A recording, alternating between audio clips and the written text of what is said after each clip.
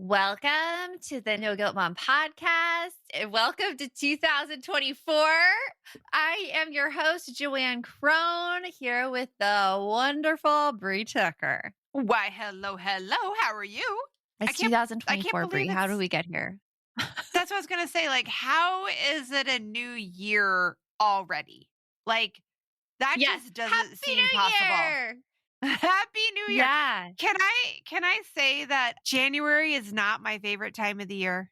Like I Really? always Why not? Well, as this episode is titled, I tend to go through a bit of a holiday hangover right after the holidays. I miss all the get-togethers, the lights, the joy of the holiday season, getting to hang out with family and not arguing about stupid little petty stuff. You know what happens in January? My credit card bill comes in. You know what happens in January? It gets dreary outside and it's cold. But I just feel like for me personally and my little slice of life, like January is more about cleaning up after everything that just happened for the last couple of months. All the crap that you just mentally and physically pushed aside just to get through the holiday season. It's all there now staring at me. We need to change your perspective on January, which I hope that we'll do in this episode. So let's get on with the show. You want mom life to be easier. That's our goal too. Our mission is to raise more self-sufficient and independent kids, and we're going to have fun doing it. We're going to help you delegate and step back. Each episode will tackle strategies for positive discipline, making our kids more responsible and making our lives better in the process. Welcome to the No Guilt Mom podcast.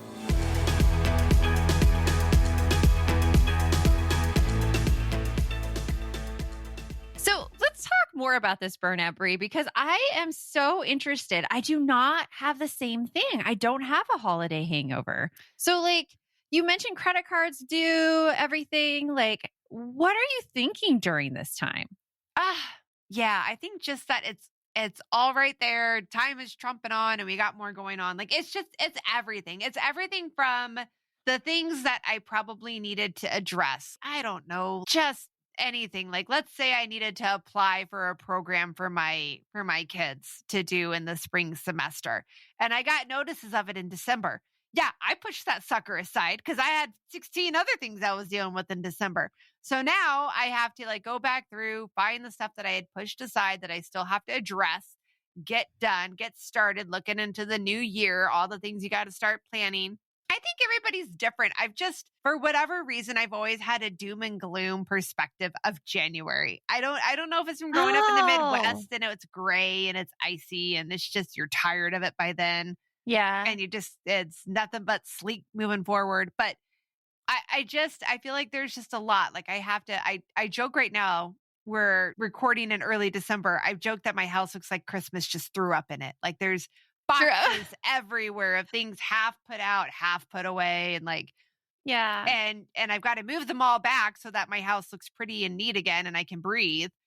But then I've got to deal with taking them all out. You know, one year I left my tree up until March. Just because I didn't want to deal with taking it down. That's a thing. That's a thing. And what you're describing are actually signs of being burnt out. Yes. You're describing this never ending load of things that you have to do.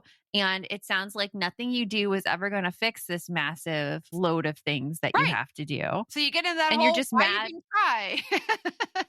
Why even try? Exactly. And you just have no interest in January really because you feel like it's a doom and gloom kind of thing. Yes, it's all January's fault, if you ask me.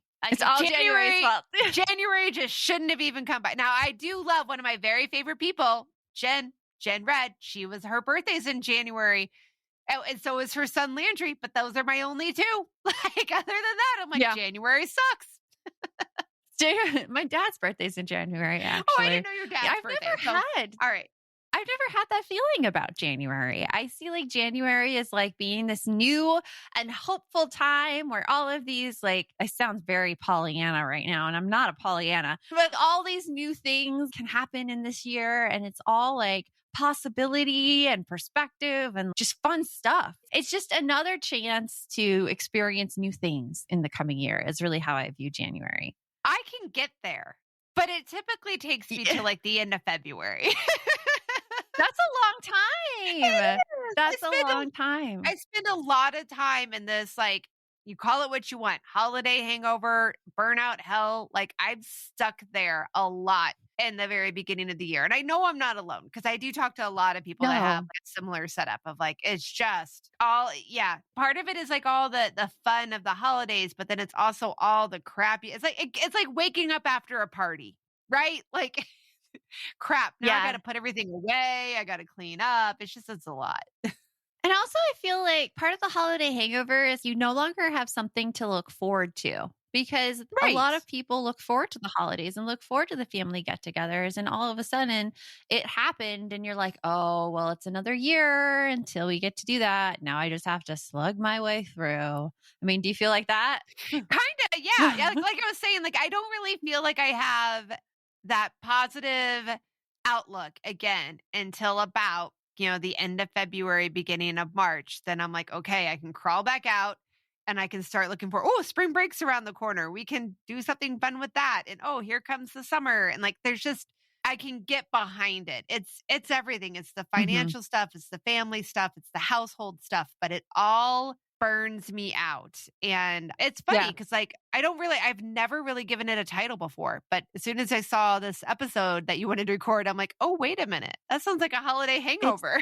I think I have that. It is it. It's so funny because I feel like the holiday hangover is actually best prevented rather than fixed. Like it's putting things in your holiday plan to plan for your holiday hangover so that it It doesn't is. happen quite as horribly. Like last year, I was like, I don't want to get into January feeling all glum and blah. I want something to look forward to right away.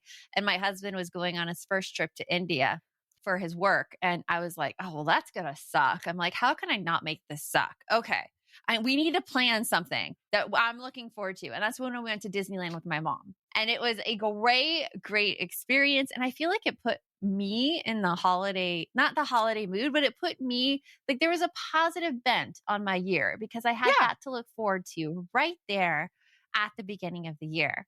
So, like, in terms of holiday hangovers, I think next year in particular, we should like put this on our calendar, No Guilt Mom. We should make the holiday hangover prevention plan. And we kind of do with our Mind Body Unicorn Challenge. That's what we're getting people in to do right now to like switch that mindset over. But it's really about making sure there's something that you're excited about in the month after Christmas. And it goes a lot into a self-care strategy, which we're going to talk about that and more right after this break. It's 2024, and I have a very big goal this year. I am going to get our budget to a happy place. And that is why I am really excited about starting this year by using EveryPlate. Their meals are cheaper than your average takeout, and I am going to ditch my weekly takeout and I'm going to save some money, all while still enjoying some really yummy meals that I can make at home. Yeah, I'm excited to try EveryPlate too because not only do they make the meal times easier, they have a focus on quality as well, which is so important to me when I'm cooking. And they have sustainably sourced seafood that meets the Monterey Bay Aquarium seafood ranking. So you know that your meals are going to be fresh and flavorful, and I cannot wait to try it. And the best thing is they plan the meals, they deliver the pre-portioned ingredients right to your door so you can spend less time meal prepping and more time like you, Brie, reaching your New Year's goals. I know. And I'm also excited about this one. Check it out. My daughter is going to love it. You can add steak to your weekly meal plan, like a 10-ounce ranch steak for just $1 a box when you have a subscription. So I just can't. We're going to be having a great time. That's a pretty good steak deal. That is. Get started with EveryPlate for just $1.49 per meal plus $1 steaks for life. Oh my gosh, your daughter's going to be so excited by going to everyplate.com/podcast and entering code 49NGM. Subscription must be active to qualify and redeem $1 steak. This message is sponsored by Greenlight. So, we recently got our youngest a Greenlight card, and I have to tell you, it's been amazing. Greenlight is a debit card and money app made for families that gives kids and teens an easy and fun way to gain financial literacy while also giving parents some peace of mind. Like, you can send instant money transfers, automate allowance, and even keep an eye on kids' spending with real time notifications. For us, the best part has just been seeing how my son has felt so empowered with like a card of his own that he could spend things on. He feels more grown up and has more responsibility. And as a baby of the family, you gotta have that feeling. So join me and 6 million other parents and kids who are learning about money on Greenlight. Sign up for Greenlight today and get your first month free when you go to greenlight.com/NGM. That's greenlight.com/NGM to try Greenlight for free. Greenlight.com/NGM. So if you're experiencing the holiday hangover right now, like Brie, just not looking forward to anything and You're not alone. not thinking that you're going to get out of it till the end of February, which, 2 months is a really horrible time to spend miserable. The first thing. It is when you say it that way. Man. It is. But it's like you don't know you're going through it until you bring it out. Like you don't know it's a problem until you talk about it and until you recognize it. But I think, Brie, we need to plan something that you're going to look forward to in January. Something that like will light you up and make you excited. So like, can you think of anything?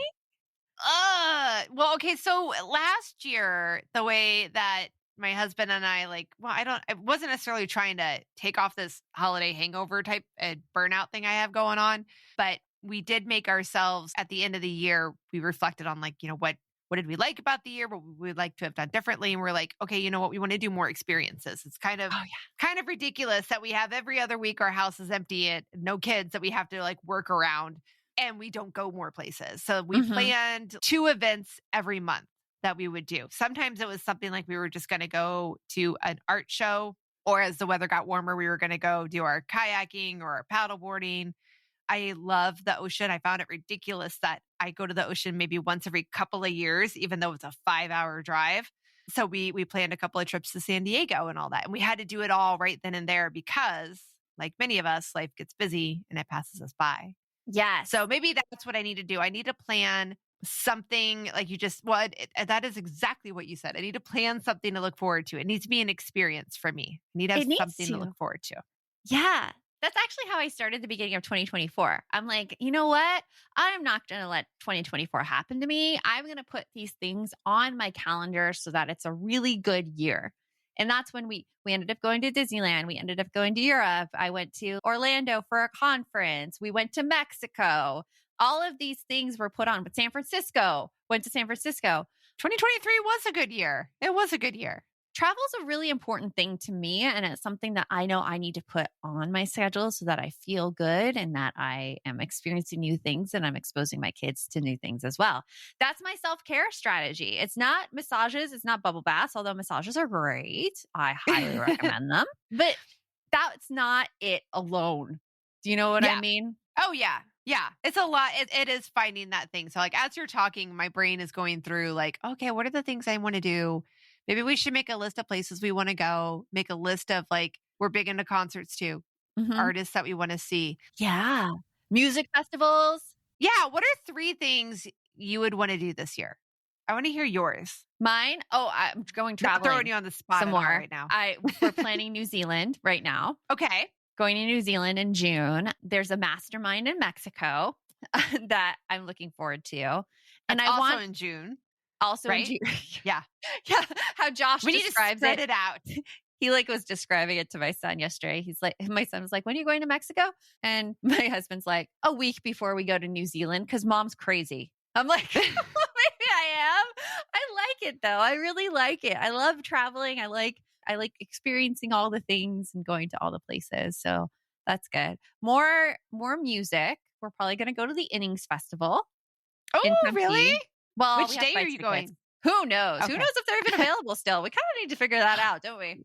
Yeah. They still are. They added a second festival. So cool. There are 2 festivals. That would be it. So like going out and having fun there. And then, I mean, that covers it. The travel, and I probably put some more cities on it. My kids want to go to New York because last time we went to New York, my daughter was like, we went for a dance thing and she was in dance lessons all day. And she's like, I feel like I did not get to see New York. And if I recall correctly, it was during the summer and there was a blackout. Oh yeah, there was a blackout. That was the blackout. But the blackout was only like a little bit of our New York trip. Right, but I'm all like that does make it so that the New York trip wasn't exactly everything you guys had hoped it could be. Yeah, first but time it gave going. us a great story. I mean, who else climbed 32 floors up to their hotel room to get back in after a blackout? Took out like half of Times Square. It went right down the middle, thankfully. So it was still light in Times Square, but like half of it was dark and half of it was light. And our hotel, we were at the Marriott Marquis, which is right in Times Square. And it was like, yeah, it was a lot. It was a lot of stairs. We all slept really well. And you were all exhausted. So traveling and doing music, like, yeah, I want to, I definitely, like, I know I need to go. I want to plan a family vacation because it's the last summer before my son goes to college. Woo! Breach jumping ahead here. Last summer before he's a senior. So I want to definitely get that done. And yeah. But not get it done. Do you look forward to it or do you want to get it done? Well, okay. So I know I said get that done, but that is like a done. We've talked about this before in passing, like how I really like being able to check things off because I feel like I made a plan, I stuck with it, and I managed to accomplish it because with somebody that's as flighty as I am, that's a big achievement. Okay. Right? Yeah. Right? That I actually had a plan and I followed through it, that I didn't like put it in the pile of like, I'll have to send you a picture later of the pile of stuff that's sitting next to my desk. Because it's stuff that I keep saying, I'll deal with it later. Okay, here's what I want you to do. Every time you need to use the bathroom, I want you to write use bathroom on your notepad. And then you'll go and you'll come back and be like, check, I did it. I did it. Yeah. Hey, what is that? Like, oh, that was like, shoot, that was like a kid's show thing. I can't remember which one now. Like, we did it. We did it. Dora. Yay! It's Dora. Oh, it's the sadistic one that I sent you. Remember with we hid the body? Oh. Backpack. We did it. So yeah, so like I definitely like so done. I'm still looking forward to it. I want to get it done. Like last year in 2023, my big thing was a cruise. I got to take my whole immediate family on a cruise. My kids had never been before. We were really excited about that and like all got to look forward to it. So yeah. I need to plan more of experiences for sure, because that's where we're at this point. The experiences are fun. Like stuff just weighs you down, I feel. Like I know, you know my whole opinion on stuff. And I like my tchotchkes. I like my little your things. tchotchkes. I cannot handle them. I like my little things. So actually that would be another thing for this year is I just moved my office back in October. I live in a 3-story townhouse. So my office had been in my bedroom, which those boundaries were not working well for me. The only nice part of it was I could occasionally roll out of bed and be right there at my desk. Yeah. So now it's on the first floor. So like that is also my dream for this year is to have my office look the way I want it to look. Because I've never had an office before that I could actually decorate the way I wanted it. So I'm very excited for that. That's exciting. See, that's a good thing. You could look forward to that in January. Do like a little redecorating of your office and making it your own personal space. Yeah. So that would actually be another great thing, I think, for anybody to deal with kind of with some self-care strategies. Like make yourself a project that is fun and maybe it's something within your home. And if you give yourself enough time, it doesn't have to be like crazy expensive. But also there's a lot of validity for hiring help. Oh my gosh, yes. Hire the help. There's actually like websites that will design it for you for really cheap. Oh, like, really? Yeah, you can give them pictures of your style. And like my sister-in-law used it. And I can't remember what it's called. It's called like Roomly or I don't know. We'll figure it out. We'll put it in the show notes. It'll be good. Okay. It'll be good. We will. It'll be good. That sounds awesome. So with your self-care strategies, self-care is really all about yourself. So you have to figure out what brings you joy, what makes you look forward to something. It can't be something that you feel like you have to do, nor can it be the commodified self-care, which is like, oh, I'm going to work out every day. Oh, I'm going to make sure I go get a manicure and a pedicure. No, that's like up-leveled hygiene, I feel. Like it's the thing where it's not just you. It's not just you that feels that way. Like in the in the self-care community in general, that is not considered, we're trying to help break the thought process that hygiene or upscaled hygiene Mhm. gets to count as self-care. Yeah. No, it's maintenance. Yeah. That's your, dare I say, almost basic right? That's your, like, It is. yeah, It's your basic you deserve right. to be able to bathe. You deserve to be able to have clothes that fit you. You deserve to be able to work out and have that time to help clear your brain. That isn't And to feel necessarily strong in your self-care. body. Yeah. Yes. You deserve that. You deserve Yeah. all of those things. So when you're looking for this, make sure you find something fun. We really want to hear about it too. So if you want to go comment on Instagram or leave us a review here on the No Guilt Mom podcast, tell us what you're doing for self-care this year. We would love to hear it. So in terms of self-care, we've talked about a lot of really big things. Let's talk about how to make this a little more realistic to you. And we're going to do that right after this break. So often we begin a year and we're like, this is going to be my year. This is going to be the perfect year. This is when I'm going to lose like 50 pounds. I'm going to what are really big goals we hear, Brie? I was just going with the whole, it's going to be the best year Ever. Yeah. I'm going to declutter my whole house. I'm going to, that's a big one. That's a big one we hear all the time. I'm going to stop yelling completely. I'm going to give up sugar. Yes. Yeah. Yep.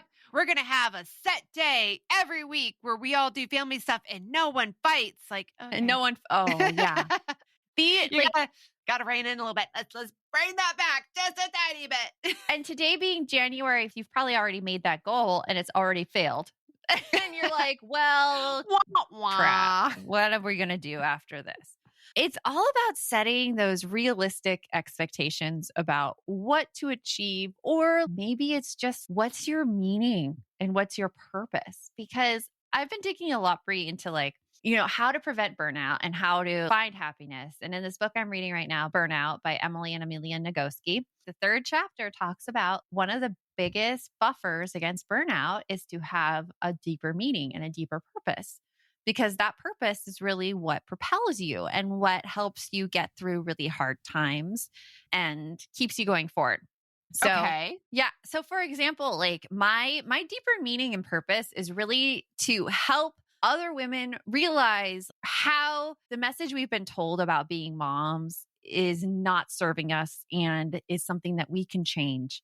And when we change that, we become happier people. And not only that, but we show the next generation how they can change it as well. Being that example, and it's like really world changing. And that's what I wake up for every single day. I'm like, okay, like who can I help and who can I push along the way so they experience less stress and so we can take over the world. Because so women we can take over the world. Yeah, but I mean, like women are in such like a place where we have great capacity for not doing more, but having more of an impact. But to do that, we really have to shed some beliefs that we have about ourselves. Yeah. And what we're here to do. So finding exactly what your meaning and what your purpose is something that helps with that. And in the book, I love it because they give the example of Disney movies and the female leads in Disney movies finding out what their deeper purpose is and what their calling is. And one of the examples is Moana, where all throughout the movie, Moana's like, the ocean, it calls me, and she sings a song and then she switches to be like, it was never outside me. The call's always been in me. And she's realized that her deeper purpose is just to go explore and to be like with the outside world outside of her island. Mm-hmm. And that's Moana's purpose. And all the princesses in the Disney movies and non-princesses, Moana's the daughter of a chief. She's going to be the chief. My favorite Disney movie, by the way. So good. They're all looking for a deeper meaning and a deeper purpose. And that's something that I don't feel we talk about enough. We talk about, not us in particular, just as a society. We talk about like, oh, we're going to declutter or, oh, we're going to lose 20 pounds. But for what? Like, why are we doing it? What is the why behind everything? Because when you know your why, you are able to move around challenges that get in your way, they will all get in your way because you're always looking at that bigger picture and what you're doing and what you're here for. So some ways to like find deeper meaning, they're goals and achievement. Mhm. deeper meaning is. Some people find their deeper meaning in serving a higher spiritual power, so regardless of like if you're religious or if you're not religious, it's just something higher than yourself. And other find it in like really deep and loving relationships and improving those relationships with people. And parenting could be one of those things that people do find a deeper meaning in. But it really just depends on you and what you're involved in. Well, I was going to say, like, so what I'm hearing on this is that your meaning that you're looking for, first of all, you don't have to necessarily overthink it because that can be a lot of pressure. Like, It I'm is. trying to figure out what my meaning is. And a lot of us will default to what's around us. Like, Mhm. okay, so my meaning is to be a great mom or whatever. And I will say, like, okay, so to share my meaning had always been, because I've always been in this social work field of like helping others. And so I always wanted my, whatever it is I did with my life, to have a positive impact on others. And early in my career, that was like by doing early intervention and helping families that had children with disabilities and helping people find the resources that are out there that they need to help support their goals to be the people that they want to be, most of the time, the parents that they want to be. And then I went through my divorce. And then Mhm. I felt like my purpose was still in that realm of like helping others, but it changed to sharing my story and my experiences and still connecting people with the resources that they need to get through these kinds of things. And especially I focus a lot on trying to help people from getting in the pitfalls of toxic relationships, right? Yeah. And trying to help them realize that they have worth outside of their role in their family. Same as you. Mine is a little bit more of trying to like not have anybody wake up like I did and going like, "Oh my God, what am I doing?" Yeah. Well, I mean, that's a deeper meaning. Mhm. Yeah, yes. But the point is that it's fluid. It can change. It can be whatever. So like while that is what's giving you your drive. So again, like while my drive at first was to help people find resources and helping people have a positive, like having a positive impact on other people's lives. I can't control like that. That was a really big thing because I was like, I can't control whether or not I had a positive impact in somebody's life. I can't control whether or not somebody saw their interactions with me as a good thing or a bad thing. I don't know where I'm going with this But now it's at this point. always, but it's even like refining. So it's not, I don't even think your purpose has changed that much. I think it's It always like hasn't. connected by the same thing. It's really helping women, usually Yep. helping women navigate through life and like not be taken down by the pitfalls or their challenges or their struggles. Because one thing and interesting, looking back at your life, and I'm talking to you listening to this podcast right now, looking back at your life, you have always had the same meaning and purpose driving you. You might just not know that it's been driving you. And one way to look at it is to look at every single challenge that you've had and look to see how you've come through it and then what your survival skills were through it as well. And that'll really show you exactly what your deep seated beliefs are and what your meaning is. So, for example, like one of my big challenges was when I was like high achiever, thought I had to be the best at everything. And if I wasn't the best, then I was worthless. I failed the national board certification. And they don't say you failed, by the way. That was my own personal thing. And when you don't get it, you fail it.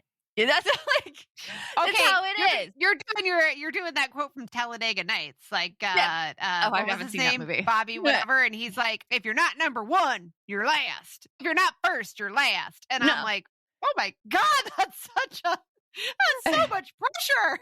There's It's a lot second, of there's pressure. third, there's fourth, there's a lot of other places you can be.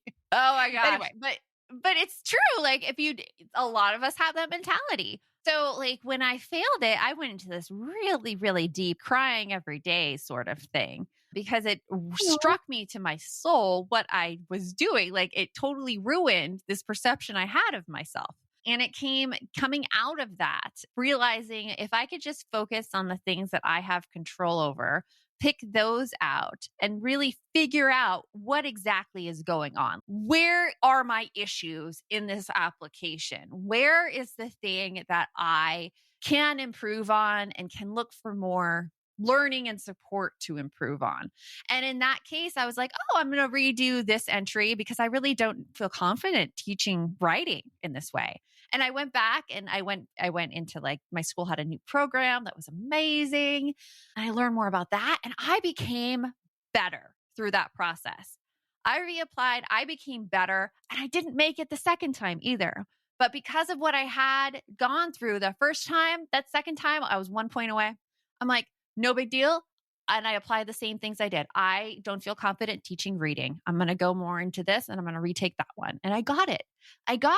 But that taught me that the value of personal like reflection, the value of insight into my life helped me become better. And I was not a bad person for failing. Rather, I was looking at the skills I still needed to develop, and it really helped me. And that is something that I still take with me to my parenting. It's something that I take with me to in my coaching, that you're not a bad person right now. You just need to really define exactly what you need to work on and concentrate on that thing to get to the level you want to get. But that showed me I value perseverance and I value not giving up. And I want to encourage other women to do the same. Marathoning was another one. When I went through the marathon, it was the hardest process I've ever done, like training for that. And I inspired actually some of my friends to take on marathoning as well during that time. And the thing I take from that is like, you can do really hard things and you can push yourself a little bit while staying comfortable, but like challenge a little bit. And that comes to me today in helping women be more powerful and strong. So looking back at your life, you can kind of see, okay, what challenges have I come up with? Have I come against? What have I learned? And how has what I learned helped me today? And what do I do for other people because of that? Yeah. And I want to say like, that's actually, and you might be going like, wait a second, I feel like this podcast has kind of gone in a left-hand turn or whatever, but it hasn't. Because what I want to bring up is that at the beginning of this episode, I was talking about that holiday hangover, feeling overwhelmed. There's too much going on that I have to do. And it's just, I miss all the things that happened before. And I don't know what to look forward to going forward.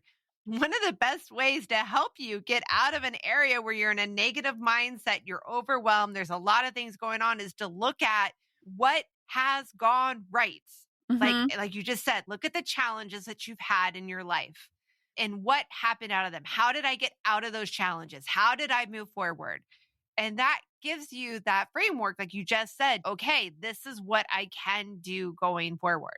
Exactly. I throw out credit card bills as one. Like I don't have to be a millionaire to pay off the credit card bills. I just got to come up with a plan. I've done it before. I can do it again. Yeah, like exactly. Whatever it is that's bringing you down, you can come up with a plan to move forward. And we are fantastic at that, especially in the Mind Body Unicorn Challenge. So if you're listening to this live as we're dropping this episode in January of 2024, you need to come join us in that. Yep. There's a link, of course, in the show notes. So we look forward to all of the great things that you are going to do here in 2024. And remember, the best mom's a happy mom. Take care of you. We'll talk to you later. Thanks for stopping by.